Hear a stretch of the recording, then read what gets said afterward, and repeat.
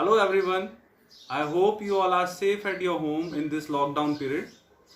Today we are going to start the third chapter of Geography class 6th, the motions of the earth. So let's begin. In this chapter, we will understand the motions of the earth. The earth has two types of motions, namely rotation and revolution. Rotation is the movement of the earth on its axis, while the revolution is the movement of the earth around the sun in a fixed path or orbit. Now let's understand orbital plane. The plane formed by the orbit is known as orbital plane. The axis of the earth, which is an imaginary line, makes an angle of 66.5 degree with its orbital plane. As you can see in the figure, the line connecting North Pole and South Pole is the axis of the earth, and horizontal dotted line passing through the center of the earth is, you can consider, orbital plane. So it makes 66.5 degree with orbital plane, and this axis make 23.5 degree with the vertical line. Do you know what is circle of illumination? The earth receives light from the sun, and due to the spherical shape of the earth, only half of it gets light from the sun at a time, not the complete earth. Only half of the earth gets light at a time. The portion facing the sun experiences day, while the other half away from the sun experiences night. As you can see in the figure, half of the earth which is facing sun is experiencing day, while the other half is experiencing night. The circle that divides the day from night on the globe is called the circle of illumination. Let's understand rotation in detail. Rotation is the movement of the earth on its axis.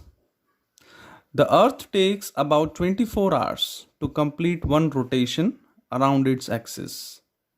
This period of rotation is known as the earth day. This is the daily motion of the earth. Have you ever thought what would happen if the earth did not rotate? If the earth did not rotate, the portion of the earth facing the sun would always experience day, thus bringing continuous warmth to the region, while the other half would remain in darkness and be freezing cold all the time. In such an extreme condition, life would not have been possible on the earth. Now let's understand revolution. As you can see in the figure, the motion of the earth around the sun in its orbit is called revolution. It takes 365 and 1/4 days, that is 1 year, to revolve around the sun. We can also understand this like 365 days and 6 hours the earth takes to revolve around the sun. We consider a year as consisting of 365 days only, and we ignore 6 hours for the sake of convenience. These 6 hours saved every year are added to make one day, that is 24 hours, over a span of 4 years. This surplus day is added to the month of February. Thus, every fourth year, February is of 29 days instead of 28 days. Such a year with 366 days is called a leap year.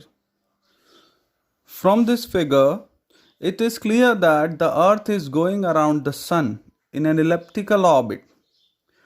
You can notice that throughout its orbit, the earth is inclined in the same direction. A year is usually divided into 4 seasons: summers, winters, spring, and autumn. Seasons change due to the change in the position of the earth around the sun.